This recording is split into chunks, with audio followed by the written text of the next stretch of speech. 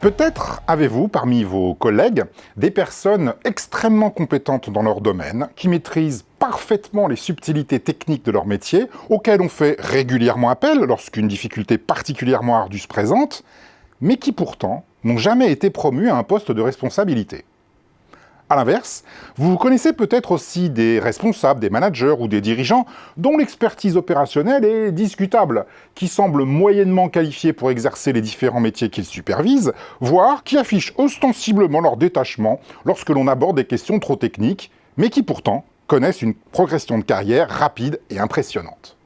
Alors comment se fait-il que les plus compétents semblent stagner alors que les moins compétents sont promus? Eh bien en fait, cela s'explique très simplement. Dans toutes les organisations, les experts techniques sont particulièrement précieux. C'est en effet sur eux que repose le savoir-faire et la compétence qui sont à l'origine de l'avantage concurrentiel. La théorie stratégique nous enseigne que le succès dépend de la maîtrise de capacités distinctives qui doivent être cultivées, protégées et développées. Or, ces capacités sont le plus souvent la combinaison des expertises des individus les plus qualifiés. De fait, conserver ces individus à leur poste constitue un impératif stratégique pour l'organisation qui les emploie. Dit plus simplement, lorsqu'une personne est particulièrement compétente à son poste, il serait risqué de lui donner une promotion. Mieux vaut la maintenir là où elle est et continuer à profiter collectivement de son expertise. A l'inverse, ceux qui ne sont pas les plus compétents peuvent être promus sans risque. Non seulement on n'entamera pas l'expertise collective en les nommant à un poste plus élevé, mais de plus, ils se montreront peut-être plus utiles dans une fonction de supervision qu'ils ne l'étaient dans une fonction technique qui, après tout, n'était peut-être pas faite pour eux.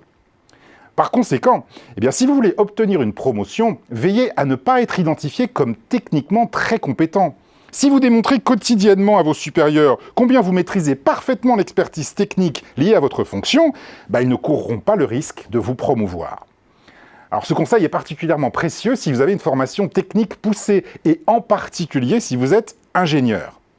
Paradoxalement, un ingénieur qui réussit cesse le plus souvent d'être ingénieur pour devenir manager. Au fur et à mesure de sa progression hiérarchique, son expertise technique lui est de moins en moins utile, et à l'inverse, ses compétences en management deviennent de plus en plus discriminantes. De fait, si vous êtes ingénieur et que vous souhaitez être promu, mais ça se vérifie aussi pour les avocats, les professeurs ou les médecins, ne cherchez pas à exceller sur le plan technique, cultivez plutôt vos compétences politiques et relationnelles. Alors au total, en termes de progression de carrière, l'expertise est un frein. Et la meilleure manière de ne jamais obtenir une promotion, c'est d'être trop bon à son poste.